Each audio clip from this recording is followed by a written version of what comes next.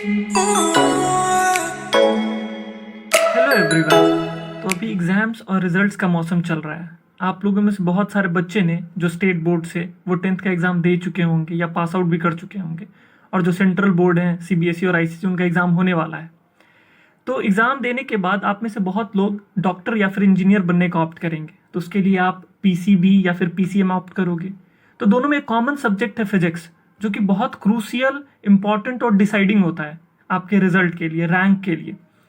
तो 11th और 12th में जो हम लोग को फिजिक्स पढ़ना होता है, वो आप चैप्टर्स का नाम देखोगे, जैसे काइनेमेटिक्स हो गया, प्रोजेक्टाइल मोशन हो गया, लॉज ऑफ मोशन हो गया, इलेक्ट्रोस्टैट, मैग्नेटिज्म, ऐसा बहुत सारा चैप्टर दिखेगा आपको 11th-12th में, जो कि आपको लगेगा कि हमने ये तो 9th और 10th में पढ़ा है या सुन रखा है। बट 9th और 10th से बहुत ज़्यादा अलग होता है 11th और 12th का फिजिक्स। थोड़ा कॉम्प्लेक्स होता है, नाम दिखेंगे आपको बट वो इलेबोरेट हो जाता है, बहुत ज़्यादा कॉम्प्लेक्स हो जाता है।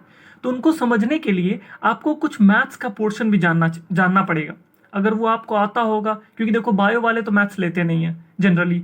तो अगर आप बायो ले लोगे तो उस पूरे फिजिक्स को समझने के लिए आपको बेसिक मैथमेटिक्स जानना चाहिए। और जो फिजिक्स ले मतलब मैथ्स लेंगे, उनको भी ये सब पार्ट अभी इनिशियली तो पढ़ाया नहीं जाएगा मैथ्स में, तो आपको भी ये सारे टॉपिक्स ऑलरेडी पता होना चाहिए, तभी आप फिजिक्स अच्छे से सीख पाओगे। ठीक ना? तो देखो, बेसिक मैथमेटिक्स में हम लोग को पढ़ना क्या होता है, ठीक ना? जैसे कॉन्सेप्ट ऑफ अलजेब्रा आप पहले भी पढ़ चुके हैं, इसको 10th से पहले मैथ्स में पढ़े होंगे, वही चीज़ यहाँ पे रिपीट होगा और कुछ कुछ नया बात भी बताया जाएगा आपको। एक्सपोनेंट्स और रेडिकल्स, एंगल्स, एंगल्स क्या होता है, कोऑर्डिनेट ज्योमेट्री, ट्रिगोनोमेट्री जो कि आप पढ़ चुके हैं, ग्राफ्स बहुत हद तक आपको आइडिया होगा। स्केलर्स एंड वेक्टर, ये एक नया टॉपिक आएगा जो 11th-12th में पढ़ना होता है। एपीजीपी बहुत सीबीएसई में ये तो 10th से पहले पढ़ा दिया जाता है। कैलकुलस, ये एक नया पोर्शन ऐड होगा। डिफरेंशिएशन एंड इंटीग्रेशन इसके अंदर हम लोग को पढ़ना होता है। ठीक ना? तो ये सारे टॉपिक हम लोग को अभी क्या होगा, अभी आपको बहुत सारा चीज़ समझ में आएगा और बहुत सारा चीज़ आपको याद करना पड़ेगा। तो अभी कोई ये नहीं बोलेगा कि ये चीज़ हमको समझ में नहीं आया, क्योंकि जो चीज़ आपको अभी समझ में नहीं आ रहा है, इसका मतलब है कि उसको आपको याद करना है। और जब तक आप वो याद नहीं करेंगे, तब तक आप 11th और 12th का फिजिक्स समझ नहीं पाएंगे। ठीक ना? तो ये मस्ट वॉच वीडियो है। आपको ये पूरा जो सीरीज होगा बेसिक मैथमेटिक्स का, आपको लाइन बाय लाइन देखना पड़ेगा, याद करना पड़ेगा और उसको रिटेन करके रखना पड़ेगा। क्योंकि जब तक आप फिजिक्स पढ़ोगे, इसके बाद इन सब चीज का बहुत ज्यादा यूज होगा, और इसके बिना आपको बिल्कुल फिजिक्स समझ में नहीं आएगा। तो जो लोग कहते हैं फिजिक्स से हमें डर लगता है, स्पेशली बायो वाले, उनको डरने की जरूरत नहीं है। अगर आप ये सब चीज सीख लेते हो तो फिजिक्स बहुत आसान हो जाएगा। ठीक ना? जो थ्योरेटिकल पोर्शन आते हैं वो ज़्यादा मुश्किल नहीं होता है। ये जो mathematical portion, numerical based questions जो आते हैं फिजिक्स में, इवन थोड़ा बहुत केमिस्ट्री में भी आएगा, उन सबको जानने के लिए, अच्छे से सॉल्व करने के लिए ये लेक्चर बहुत इंपॉर्टेंट है। तो एक एक करके हम लोग टाइम बिना वेस्ट किए हुए शुरू करते हैं, और हम लोग शुरू करेंगे किससे? अलजेब्रा से। तो जो पहला टॉपिक हम लोग डिस्कस करने जा रहे हैं, मतलब या रिवाइज करने जा रहे हैं, वो है अलजेब्रा। ठीक ना? तो आप लोगों ने पढ़ा होगा कांस्टेंट, वेरिएबल। ठीक ना? कांस्टेंट क्या होता है? कांस्टेंट वो जिसका वैल्यू कभी चेंज नहीं करता है। जैसे देखो, 3 3 हम यहाँ पे लिखें या फिर 3 कहीं और लिखें, 3 का वैल्यू हमेशा 3 ही रहने वाला है। लेकिन अगर आप x की बात करें, y की बात करें, ठीक ना, तो x क्या होगा किसी इक्वेशन में, जैसे मान लो, अगर ऐसा हम लोग मान ले x + 3 = 5। ठीक ना? तो यहाँ पे x का वैल्यू क्या आएगा? x = 5 - 3 = 2। ठीक ना? यहाँ पे x का वैल्यू 2 आया। लेकिन अगर यहाँ पे बात करें x + 6 = 9, तो x क्या हो जाएगा? 9 - 6, x = 3। यहाँ पर x क्या आ रहा है? 3 आ रहा है। तो देखो, दोनों सेम वेरिएबल, इसको वेरिएबल क्यों कहते हैं? देखो, यहाँ पे x का वैल्यू 2 आ रहा है, यहाँ पे वैल्यू 3 आ रहा है। तो इक्वेशन टू इक्वेशन वो चीज़ क्या हो रहा है? वैरी कर रहा है। ठीक ना? तो ऐसे चीज़ को हम लोग कहते हैं वेरिएबल। ऐसे चीज़ को हम लोग कहते हैं वेरिएबल। जितने भी अल्फ़ाबेट्स होते हैं इंग्लिश में, ए से जेड, सबको आप वेरिएबल कह सकते हो। और इसको हम लोग क्या कहते हैं? कांस्टेंट। इसका वैल्यू कहीं भी, कभी भी यूनिवर्स में चेंज नहीं करेगा, और इनके value equation to equation vary करते रहते हैं। ठीक ना? तो ये कांस्टेंट है, ये वेरिएबल है। जब कांस्टेंट और वेरिएबल का हम लोग कॉम्बिनेशन बनाते हैं, जब आप कांस्टेंट और वेरिएबल का कॉन्सेप्ट कॉम्बिनेशन बनाते हो, तो उसको हम लोग अलजेब्रा कहते हैं या फिर अलजेब्रिक एक्सप्रेशन कहते हैं। ठीक ना? फॉर एग्जाम्पल देखो, 4x + 3, ये क्या है? एक अलजेब्रिक एक्सप्रेशन है। क्यों ये अलजेब्रिक एक्सप्रेशन है? क्योंकि आप इसमें कांस्टेंट और वेरिएबल का एक कॉम्बिनेशन बना रहे हो, इसलिए इसको हम लोग क्या कहेंगे? एक अलजेब्रिक एक्सप्रेशन कहेंगे। ठीक ना जी। इवन एक्स, अगर सिर्फ हम एक्स भी ले ले तो इसको भी हम एक अलजेब्रिक एक्सप्रेशन कह सकते हैं। क्यों? यहाँ पे तो आपको कांस्टेंट दिख नहीं रहा है, लेकिन आप जब भी बताओ कुछ नहीं होता है तो इसको हम लोग 1 इंटू एक्स कह सकते हैं ना। तो ये भी क्या है, एक अलजेब्रिक एक्सप्रेशन है। तो जब भी कांस्टेंट और वेरिएबल का कॉम्बिनेशन बनता है तो उसको हम लोग एक अलजेब्रिक एक्सप्रेशन कहते हैं। ठीक ना। तो देखो अलजेब्रिक एक्सप्रेशन के जो कंपोनेंट्स होते हैं, जैसे मान लो अगर हम ऐसा लिखे 4x प्लस 3, तो इसके देखो दो कंपोनेंट होंगे, एक कंपोनेंट ये और एक कंपोनेंट ये। तो जो कंपोनेंट्स ऑफ अलजेब्रिक एक्सप्रेशन होता है उसको हम लोग कहते हैं टर्म्स। उसको क्या कहते हैं? टर्म्स। जैसे अगर आपसे इसमें पूछा जाए, देखो तो इसमें तो 3 है, 4 भी है, x भी है और 3 भी है, लेकिन टर्म्स इसमें कितने? बस 2 हैं। तो आपको पता करना पड़ेगा कि कैसे टर्म्स हम लोग काउंट करते हैं। तो देखो कभी कॉम्बिनेशन, जैसे ये जो अलजेब्रिक एक्सप्रेशन है इसमें हमने कहा कि ये 2 टर्म है। क्यों? क्योंकि देखो यहाँ पे 4 इंटू, देखो 4x मतलब क्या होता है? 4 इंटू एक्स, ठीक। और यहाँ पे प्लस 3 है। तो देखो जब भी दो मतलब कांस्टेंट या वेरिएबल के बीच में इंटू का साइन हो या फिर डिवाइड का साइन हो तो उसको हम लोग एक टर्म काउंट करते हैं। ये एक टर्म हुआ, ठीक ना। और ये एक दूसरा टर्म हुआ। जब भी प्लस या माइनस से सेपरेटेड होता है ना, तब टर्म्स अलग अलग होते हैं। जैसे देखो ये एक टर्म हो गया, ये दूसरा टर्म हो गया। क्यों? क्योंकि दोनों के बीच में प्लस या फिर माइनस है। लेकिन अगर मान लो ऐसा होता 4x इंटू 3, तो ये क्या हो जाता? बस सिंगल टर्म हो जाता 12x। ये बस एक टर्म हो जाता, सिंगल टर्म है ये, ठीक ना। तो टर्म कैसे सेपरेटेड होते हैं? तो अलजेब्रिक एक्सप्रेशन में जहां भी प्लस और माइनस दिखेगा तो उसको हम लोग अलग अलग टर्म कहते हैं। जैसे मान लो अगर ऐसा रहता 4x plus 3y plus 5xyz, ठीक ना। तो इस अलजेब्रिक एक्सप्रेशन में आपसे पूछा जाए कि कितने टर्म है, तो आप बोलोगे कितना? 3 टर्म है। देखो एक टर्म ये, दूसरा टर्म ये, तीसरा टर्म ये। प्लस और माइनस से सेपरेटेड होना चाहिए, तभी टर्म्स अलग अलग होते। जैसे देखो 4x y अपॉन 3, ये एक टर्म है। क्योंकि देखो ना क्या है, 4 into x into y divided by 3। तो जब भी इंटू या फिर मल्टीप्लाई होता है तो वो सब एक, उसको डिफरेंशिएट नहीं करते, वो सब एक ही टर्म माना जाएगा, ठीक ना। तो हमने क्या पढ़ा? कांस्टेंट क्या होता है? जिसका वैल्यू हमेशा कांस्टेंट रहेगा। वेरिएबल जो इक्वेशन टू इक्वेशन वैरी करता चला जाएगा। अलजेब्रिक एक्सप्रेशन मतलब जब कॉम्बिनेशन हम लोग कांस्टेंट एंड वेरिएबल बनाते हो तो वो अलजेब्रिक एक्सप्रेशन कहलाया जाता है। अलजेब्रिक एक्सप्रेशन का इंडिविजुअल चीज टर्म कहलाएगा। टर्म्स कब सेपरेटेड होंगे? जब दो कॉम्बिनेशन ऑफ मतलब constant and variable separated by plus and minus sign. देखो ना, combination of constant and variable, variable और कांस्टेंट का ऐसा कॉम्बिनेशन जो प्लस या फिर माइनस से सेपरेटेड होता है तो वो एक टर्म कंस्टिट्यूट कहलाता है। जैसे ये एक टर्म हो गया, ये दूसरा टर्म हो गया। ओवरऑल ये पूरा अलजेब्रिक एक्सप्रेशन है जिसमें 2 टर्म है। और जब भी किसी अलजेब्रिक एक्सप्रेशन में 2 टर्म होता है तो उसको हम लोग बाइनोमियल कह देते हैं। एक टर्म होता है तो मोनोमियल कह देते हैं। 2 से ज्यादा हो जाता है तो उसको हम लोग पॉलिनोमियल कह देते हैं। तो जितने भी अलजेब्रिक एक्सप्रेशन हैं, जितने भी पॉलिनोमियल हैं, वो सब के सब अलजेब्रिक एक्सप्रेशन है, ठीक ना। अब जो नेक्स्ट चीज हमें देखना है वो होता है degree of a polynomial. Degree of a polynomial क्या होता है?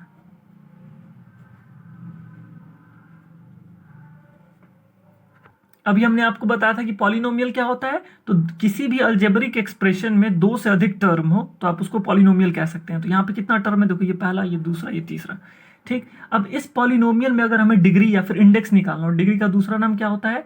इंडेक्स होता है, ठीक ना। इंडेक्स या फिर degree of a polynomial decide करना हो तो देखो इसमें वेरिएबल का मैक्सिमम पावर देखना है हमें। वेरिएबल का देखो 2 वेरिएबल है एक्स और वाई, लेकिन एक्स वाले का मैक्सिमम पावर है 3। देखो यहाँ पे 3 पावर है और यहाँ पे कुछ नहीं है तो 1 पावर है। तो इसका डिग्री ऑफ अ पॉलिनोमियल क्या कहा जाएगा? Degree of a polynomial is 3। इस पॉलिनोमियल का डिग्री क्या होगा? 3।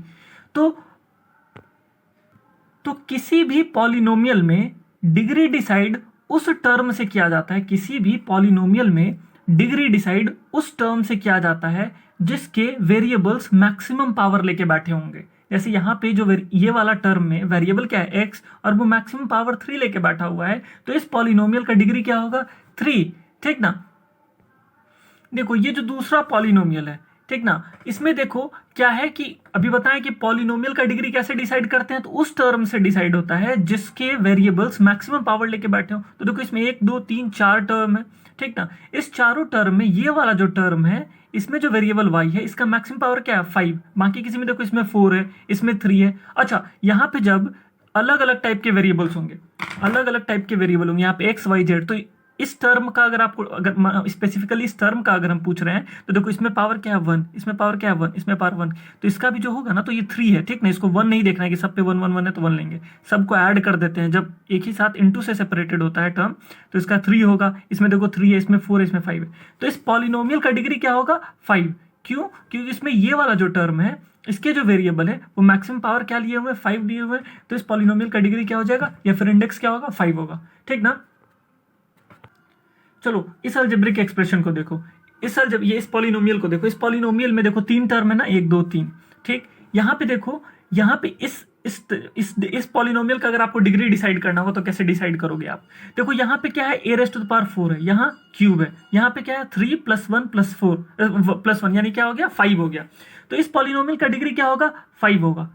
ठीक ना? क्यों? क्योंकि देखो सबको अगर डिफरेंट वेरिएबल्स भी होते हैं ना तो आपको सबको ऐड करके उसका डिग्री डिसाइड करना होता है। ठीक ना? तो इस पॉलिनोमियल का डिग्री क्या होगा, 5 होगा। ठीक ना? तो अभी हम डिग्री बताने का फायदा क्या है, देखो डिग्री से हम लोग नाम देते हैं उस इक्वेशन का। जैसे मान लो अगर किसी इक्वेशन का या फिर पॉलिनोमियल का डिग्री 1 हुआ तो उसको हम लोग लीनियर इक्वेशन कहते हैं। अगर उसका डिग्री 2 हुआ तो उसको क्वाड्रेटिक इक्वेशन कहते हैं। जैसे मान लो आपने पढ़ा होगा ना, ax² + bx + c। तो देखो ये भी क्या है, पॉलिनोमियल है। क्यों पॉलिनोमियल है? क्योंकि 2 से अधिक टर्म है। ठीक ना? तो अब इसमें देखो अगर कहा जाएगा इस पॉलिनोमियल का डिग्री बताइए, तो इस पॉलिनोमियल का डिग्री क्या होगा? तो देखो इस टर्म को, इसमें कितना है, 2 है। अच्छा यहाँ पे ये भी चीज लिखना पड़ेगा कि ए बी सी क्या है, ए बी सी को हम लोग यहाँ पे कांस्टेंट मान रहे हैं, जैसे 2 3 4 ऐसा कुछ होगा। ठीक ना? और वेरिएबल क्या है, एक्स है। तो इसमें जो कौन सा टर्म है जिसमें वेरिएबल मैक्सिमम पावर पोजेस किए हुए, तो ये जो हमारा टर्म है, ये जो इस पॉलिनोमियल में ये जो हमारा टर्म है, इसमें जो वेरिएबल एक्स है हमारा, ये कितना लिए हुए, इसका डिग्री क्या है, 2। तो यही डिग्री ऑफ पॉलिनोमियल है। तो ऐसे किसी पॉलिनोमियल को जिसका डिग्री 2 हो उसको हम लोग कहते हैं क्वाड्रेटिक इक्वेशन। क्या कहते हैं? Quadratic equation. ठीक, अब जैसे देखो ऐसा रहता, मान लो अगर 3x + 2 है, 3x + 2, तो देखो इसमें वेरिएबल क्या है, इसमें वेरिएबल हमारा x है और उसका पावर क्या है, 1। तो इसको हम लोग कहते हैं लीनियर इक्वेशन। इसको क्या कहते हैं, लीनियर इक्वेशन। ठीक ना?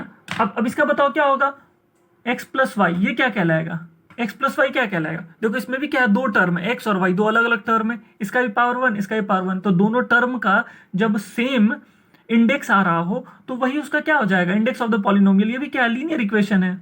लीनियर इक्वेशन इन 2 वेरिएबल है ये, लीनियर इक्वेशन इन 2 वेरिएबल। और ये हो जाएगा लीनियर इक्वेशन इन 1 वेरिएबल।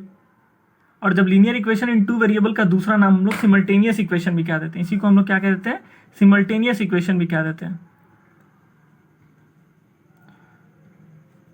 तो अभी इस लेक्चर में अभी तक आपने क्या क्या देखा कि कॉन्सेप्ट ऑफ अलजेब्रा, मतलब अलजेब्रा क्या होता है। तो अलजेब्रा क्या होता है, कांस्टेंट और वेरिएबल का कॉम्बिनेशन को हम लोग अलजेब्रा कहते हैं। ठीक ना? या फिर अलजेब्रिक एक्सप्रेशन कहते हैं। ठीक, तो देखो कॉम्बिनेशन ऑफ क्या है, कांस्टेंट एंड वेरिएबल, ये सब क्या बन रहा है, अलजेब्रिक एक्सप्रेशन कहला रहा है। अलजेब्रिक एक्सप्रेशन में 1 टर्म हो सकते हैं, 2 हो सकते हैं, 3 हो सकते हैं, बहुत सारा टर्म हो सकता है। तो टर्म कैसे डिसाइड करते हैं हम लोग, तो जहां भी प्लस और माइनस दिख जाए तो वो उस अलजेब्रिक एक्सप्रेशन में टर्म सेपरेट कर जाते हैं। जैसे देखो यहाँ पे 4 × x + 3 है ना, देखो यहाँ पे तो 4 × x है ना, तो ये एक टर्म हुआ। और जैसे यहाँ पे प्लस आया तो अब ये दोनों अलग अलग टर्म हो गए। यानी इसमें इस अलजेब्रिक एक्सप्रेशन में कितना टर्म है, 2 टर्म है। ठीक ना? इस अलजेब्रिक एक्सप्रेशन में कितना है, देखो 4 × x + 3y, यानी ये दूसरा टर्म आ गया। 3 × y +, यानी ये तीसरा टर्म आ गया। तो इसमें कितने हैं, 3 टर्म है, इसमें 2 टर्म है। ठीक ना? तो कैसे सेपरेट करते हैं टर्म्स को, कैसे देखते हैं, ये देखा हमने। फिर हमने देखा कि किसी भी पॉलिनोमियल का डिग्री, पॉलिनोमियल क्या होता है, तो ऐसा अलजेब्रिक एक्सप्रेशन जिसमें 2 से अधिक टर्म हो उसको हम लोग पॉलिनोमियल कह देते हैं। और पॉलिनोमियल का डिग्री कैसे डिसाइड करते हैं, तो पॉलिनोमियल का degree is decided by that term जिसके वेरिएबल्स मैक्सिमम पावर पोजेस कर रहे होंगे। ठीक ना? जैसे देखो ये एक अलजेब्रिक एक्सप्रेशन है या फिर पॉलिनोमियल है, इसमें 2 अलग अलग वेरिएबल x और y, लेकिन डिग्री ऑफ द पॉलिनोमियल किससे डिसाइडेड होगा, उस टर्म से जिसका वेरिएबल मैक्सिमम पावर लिया होगा। तो इसका डिग्री ऑफ पॉलिनोमियल 3 हो गया, इसका डिग्री ऑफ पॉलिनोमियल 5 हो गया। और जब भी डिग्री ऑफ पॉलिनोमियल 2 होता है, देखो a b c यहाँ पे कांस्टेंट है, उसको वेरिएबल मत मान लेना, वेरिएबल यहाँ पे सिर्फ x है। ठीक ना? तो इसका ये इस अलजेब्रिक एक्सप्रेशन में ये वेरिएबल x है और इसका पावर क्या है, 2, मैक्सिमम पावर इसी के पास है। तो इसका हम लोग इंडेक्स क्या हो जाएगा, 2। और इसको ऐसे जब भी 2 होता है तो उसको हम लोग क्वाड्रेटिक इक्वेशन कहते हैं, जब 1 होता है तो उसको लीनियर इक्वेशन कहते हैं। लीनियर इक्वेशन इन 1 वेरिएबल आपने पढ़ा होगा, linear equation in 2 variable, 2 variable वाले को सिमल्टेनियस इक्वेशन कहते हैं। तो ये बेसिक कॉन्सेप्ट ऑफ अलजेब्रा है। तो देखो अलजेब्रा में क्या होता है, अलजेब्रा में क्या होता है, कुछ कुछ सर्टेन फार्मूलाज होते हैं जो आपको याद रखने होते हैं। ठीक ना? उससे क्या होता है, आपका काम आसान हो जाता है। तो हम अभी क्या होता है, एक लिस्ट ऑफ फार्मूला देंगे आपको, वो आपको अपने नोटबुक में नोट करना है और उसको याद करना है। ठीक, हाँ, तो ये कुछ अलजेब्रिक फार्मूला है जो आपको याद रखना है, ठीक ना। तो ए प्लस बी का होल स्क्वायर ये क्या होता है, A square plus 2ab plus B square. A minus B का होल स्क्वायर ये क्या होता है, A square minus 2ab plus B square. A plus B whole A minus B ये क्या होता है, A square minus B square. A plus B का होल स्क्वायर क्या होता है, A square plus B square plus C square plus 2ab plus 2bc plus 2ca। A plus B का whole square plus ए minus B का whole square, मतलब इन दोनों के square को सम कर दो। सम करोगे तो देखो 2ab और माइनस 2ab क्या हो जाएगा, कट जाएगा ना। तो आपके पास क्या बच जाएगा, 2a square plus 2b square, उसी को हम लोग क्या लिखा है, 2 होल ए स्क्वायर प्लस बी स्क्वायर। ठीक, अगर दोनों का डिफरेंस करोगे तो देखो इन सब का साइन उल्टा हो जाएगा, ठीक ना। तो ये कट जाएगा, ये कट जाएगा, और ये माइनस 2ab प्लस 2ab में हो जाएगा, और 2ab क्या हो जाएगा, 4ab। ठीक, तो यहाँ पे 4ab है। ए प्लस बी का whole cube, A cube plus B cube plus 3ab A plus B, A minus B का whole cube, A cube minus B cube plus 3ab B minus A. देखो ऐसे देखो दो term किसी भी algebraic expression में जब दो टर्म होते हैं ना, तो उसको हम लोग कहते हैं बाइनोमियल एक्सप्रेशन। और बाइनोमियल एक्सप्रेशन का एक्सपेंशन का एक रूल भी होता है, जिसमें आप 3, 4, 5 जो भी पावर डालो आप उसको आसानी से एक्सपैंड कर सकते हो। वो भी हम लोग थोड़ी देर में सीखेंगे। लेकिन अभी फिलहाल आपको स्क्वायर और क्यूब का याद रखना है, ठीक ना। इस दोनों में आप दिमाग लगा सकते हो, क्योंकि देखो ये दोनों का सम है, ठीक ना। सम है तो देखो ये क्या होगा, minus 2a plus 2ab minus 2ab cut जाना है, तो 2a स्क्वायर और 2b स्क्वायर हो जाएगा। डिफरेंस में क्या होगा, ये दोनों कट जाना है, और ये क्या होगा, माइनस का प्लस हो जाएगा, तो 4ab हो जाना है, ठीक ना। तो बस आप ऐसे ये सारे अलजेब्रिक फॉर्मूले हैं, आप उनको याद कर सकते हो, ठीक ना। याद करना ही है, ठीक। तो अब जो सेकेंड पार्ट है, अब हम लोग उसमें क्वाड्रेटिक इक्वेशन में चलते हैं, ठीक। तो क्वाड्रेटिक इक्वेशन क्या होता है, तो हमने पढ़ा था कि क्वाड्रेटिक इक्वेशन क्या होता है, तो कोई भी ऐसा अलजेब्रिक एक्सप्रेशन जिसका डिग्री क्या हो, 2 हो, जिसका डिग्री 2 हो। तो देखो इसमें देखो ये आपका अलजेब्रिक एक्सप्रेशन या फिर पॉलिनोमियल है, इसमें 3 टर्म है, 1, 2, 3, जहां पे ए बी सी क्या है, वो कांस्टेंट है, 2, 3, 4 ऐसा कुछ होगा। वेरिएबल क्या है, एक्स है, ठीक ना। तो इसमें 3 टर्म है ना, इस तीनों टर्म में कौन सा ऐसा टर्म है जिसके वेरिएबल मैक्सिमम पावर पोजेस किए हुए, तो देखो यही वाला है ना, इसका मैक्सिमम पावर क्या है, 2। तो किसी भी अलजेब्रिक एक्सप्रेशन या फिर पॉलिनोमियल का डिग्री या फिर इंडेक्स 2 हो तो उसको हम लोग क्वाड्रेटिक इक्वेशन कहते हैं, ठीक ना। तो this is a quadratic equation in variable x, ठीक। तो अभी हम लोग और डिटेल में क्वाड्रेटिक इक्वेशन को देखते हैं। जैसे मान लो अगर एक एग्जांपल ले लें हम क्वाड्रेटिक इक्वेशन का, x square minus 2x minus 3 is equal to 0, ये क्वाड्रेटिक इक्वेशन है, ठीक ना। तो अगर देखो आप, तो देखो इसमें क्या है कि x square minus 2x minus 3 is equal to 0 है। तो अगर आप जैसे लोग गेस करें, हम लोग अभी जैसे हम बस बता रहे हैं आपको, अगर आप गेस करें कि x का क्या वैल्यू पुट करें कि ये पूरा इक्वेशन 0 के बराबर हो जाए, ठीक ना। तो अगर जैसे अभी मुझे पता है कि x का वैल्यू क्या पुट करना है, कि लेट्स सपोज, जैसे अभी आपको बाद में सिखाऊंगा तो आप भी आसानी से निकाल लेंगे, लेकिन पहले चेक करके देखते देखो क्या। चलो 4x इज इक्वल टू -1, ठीक ना। x का वैल्यू -1 पुट करके देखते हैं, ठीक। तो देखो x का वैल्यू माइनस पुट कर 1 कर देखते हैं कि ये इक्वेशन 0 के बराबर होता है कि नहीं। चलो x की जगह -1 पुट करो तो ये -1 का होल स्क्वायर हो जाएगा, minus 2 into -1 minus 3 is equal to 0, ठीक। तो देखो ये -1 का होल स्क्वायर क्या हो जाएगा, -1 का होल स्क्वायर 1 होता है, -2 इंटू -1 क्या हो जाएगा, +2 होता है, -3 इज इक्वल टू 0। तो 2 + 1 क्या हो जाएगा, 3, 3 - 3 इज इक्वल टू 0। यानी यहाँ पे x इज इक्वल टू 1 पे ये इक्वेशन क्या है, सेटिस्फाई कर रहा है कि अगर आप x की जगह -1 पुट करते हो तो ये पूरा क्वाड्रेटिक इक्वेशन किसके बराबर हो जाएगा, 0 के बराबर हो जाएगा। चलो अब ऐसा कोई और वेरिएबल और भी ऐसा कोई वैल्यू है क्या, हाँ तो ऐसा वैल्यू और है, कौन सा, तो 4x इज इक्वल टू, चलो एक और है, कौन सा, 4x इज इक्वल टू 3 पे ट्राई करके देखते हैं, ठीक ना। अभी मुझे पता है 4x इज इक्वल टू 3, ये भी आ जाएगा। देखो कैसे, अगर x की बाद 3 पुट करो तो ये देखो 3 का होल स्क्वायर हो जाएगा, -2 इंटू 3 -3 इज इक्वल टू 0। तो देखो ये 3 का स्क्वायर क्या हो जाएगा, 9 -6 -3 इज इक्वल टू 0। तो 9 - 9 इज इक्वल टू 0। तो देखो अगर आप x का वैल्यू 3 भी पुट कर रहे हो और x का वैल्यू -1 भी पुट कर रहे हो, तो ये जो इक्वेशन है क्वाड्रेटिक इक्वेशन, वो किसके बराबर हो जा रहा है, 0 के बराबर, यानी वो सेटिस्फाई कर रहा है। तो ऐसा कोई भी वैल्यू जो पुट करने के बाद इस क्वाड्रेटिक इक्वेशन को 0 के बराबर कर देता है या फिर सेटिस्फाई करता है, उसको हम लोग roots of the quadratic equation कहते हैं। क्या कहते हैं, roots of the quadratic equation.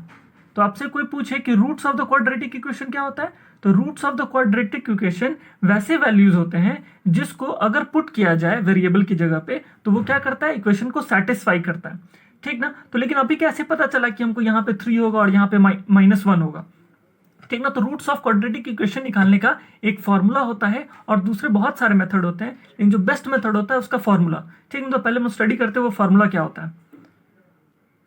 तो देखो ये क्वाड्रेटिक इक्वेशन क्या है, quadratic equation variable X ax² plus bx plus C, जहां पे a b c क्या है वो कांस्टेंट है, ठीक ना।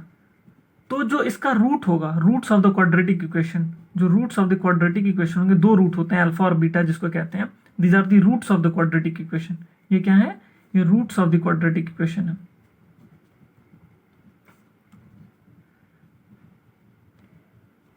तो roots of the quadratic equation निकालने का फॉर्मूला क्या है, minus b plus minus under root b square minus 4ac upon 2a।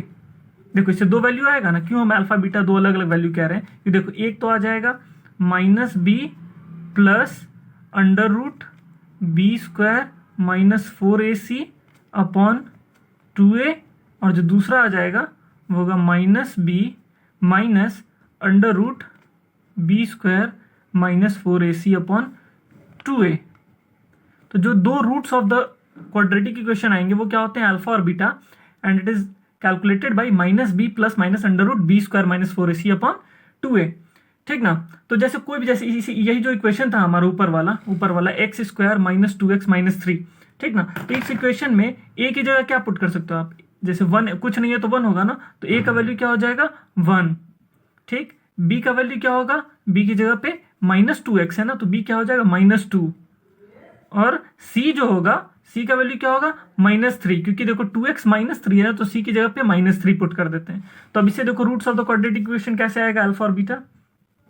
तो माइनस बी की जगह क्या था, माइनस बी हमारा क्या था, यहाँ पे फिर से लिख देता हूं मैं, a is equal to 1, b is equal to -2 और c इज इक्वल टू -3, ठीक ना। तो देखो क्या आया, माइनस बी मतलब minus of -2 plus minus under root b square, b क्या है हमारा -2, तो -2 का होल स्क्वायर माइनस 4, ए की जगह 1 और सी की जगह -3 पुट कर दो अपॉन 2a, 2 इंटू 1, ठीक। तो देखो इससे क्या आएगा, minus of -2 becomes 2 plus minus under root -2 का होल स्क्वायर हो जाता है 4, square of any negative number भी क्या होता है, पॉजिटिव ही होता है।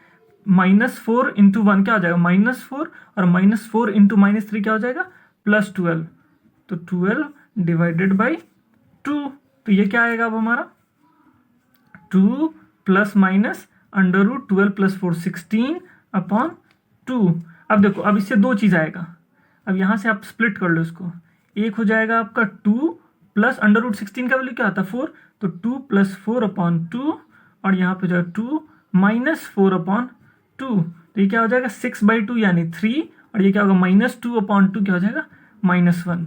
तो ये अल्फा और बीटा दो roots of the quadratic equation है ना। तो जब भी आपको रूट, ये मुझे पहले से पता था या निकाल रखा था, तो मैंने यहाँ पे डायरेक्टली 3 और -1 पुट कर दिया तेज बनकर, हिट एंड ट्रायल मेथड कहता मैं उसको, ठीक ना। लेकिन आप ऐसे हमेशा निकाल सकते हो, ठीक ना। जब भी roots of the quadratic equation निकालना हो तो आपको बस ये फॉर्मूला पुट करना है, और ध्यान रखना है कि बी कौन है, ए कौन है, सी कौन है, वो जो आप कंफर्म कर सकते हो उसको, ठीक ना, मैच करके।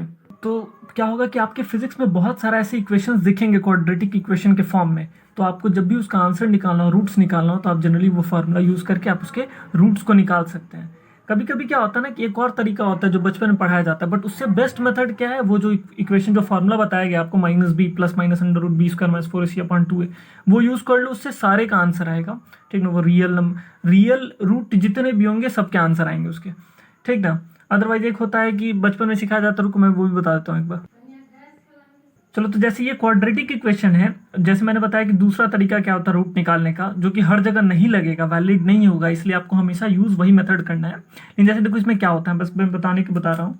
तो देखो ये क्या है, x² माइनस 2x माइनस 3, तो इसमें क्या करना होता है ना कि जैसे देखो आप ये पहला टर्म और दूसरा टर्म दोनों को क्या कर लो, दोनों का प्रोडक्ट निकाल लो, तो वो क्या आ जाएगा प्रोडक्ट x² इंटू -3, वो क्या आया -3x², ठीक ना। अब इसको, ये जो दोनों पहले और आखिरी टर्म का जो प्रोडक्ट है, इसको हम लोग को दो ऐसे पार्ट में स्प्लिट करना होता है, इस रूल के अकॉर्डिंग अगर इसका रूट निकालना हो तो इसको दो ऐसे पार्ट में स्प्लिट करना होता है कि दोनों को इंटू किया जाए, दोनों को इंटू किया जाए दो ऐसे पार्ट में, दो मान लो जिसको ए और बी दो ऐसे पार्ट में ब्रेक करना है आपको कि दोनों का प्रोडक्ट किया जाए तो वो -3x² के बराबर आ जाए, और दोनों का सम किया जाए तो वो -2x मतलब मिडिल टर्म के बराबर आ जाए।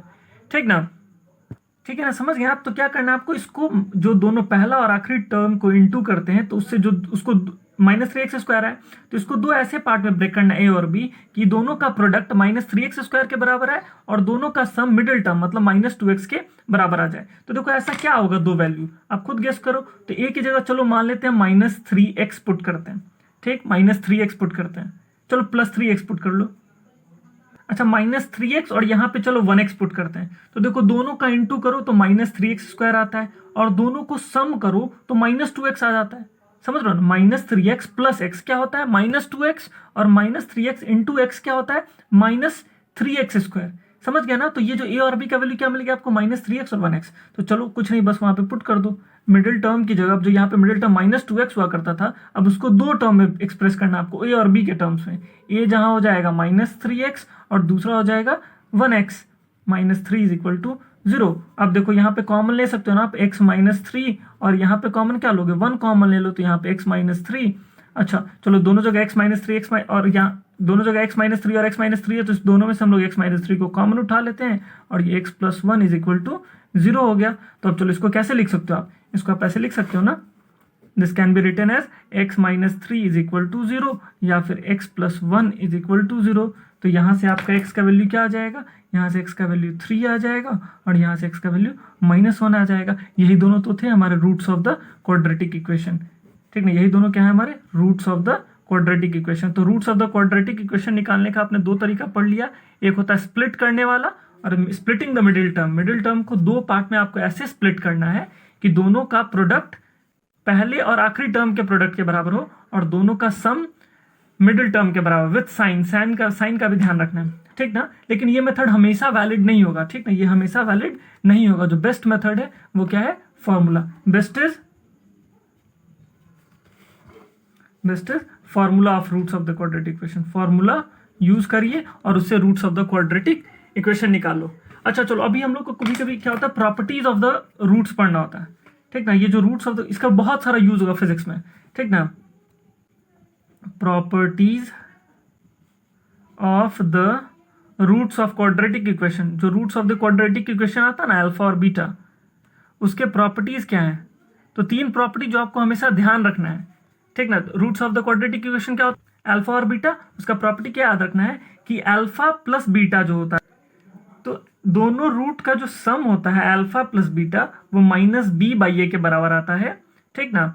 और दोनों का जो डिफरेंस आता है, दोनों roots of the quadratic equation का जो डिफरेंस आता है, it is equal to √b² - 4ac/a के बराबर आता है। और दोनों का product, roots of the quadratic equation दोनों का जो प्रोडक्ट आता है वो c/a के बराबर आता है, ठीक ना। तो ये तीन प्रॉपर्टीज हैं roots of the quadratic equation के। अच्छा a b c क्या है, तो देखो ये जो ax² + bx + c = 0 आता है ना, तो यहाँ पे a b c क्या होता था, कॉन्स्टेंट्स होता था, तो वही कॉन्स्टेंट है यहाँ पे, ठीक ना। इसमें जो पहला और आखिरी है इसका बहुत ज्यादा यूज आएगा आपको लेटर फिजिक्स में, आप पढ़ेंगे तो इसका बहुत ज्यादा यूज है। अल्फा प्लस बीटा मतलब sum of roots of the quadratic equation is equal to -b/a मतलब second term upon negative of second term upon a, और जो अल्फा इंटू बीटा मतलब जो roots of the quadratic equation का जो product होता है, it is equal to last term upon a first term, ठीक ना। इस तरह हमने क्या कर लिया, क्वाड्रेटिक इक्वेशन को फिनिश कर लिया। आपको ये प्रॉपर्टीज और ये फॉर्मूला ध्यान रखने हैं।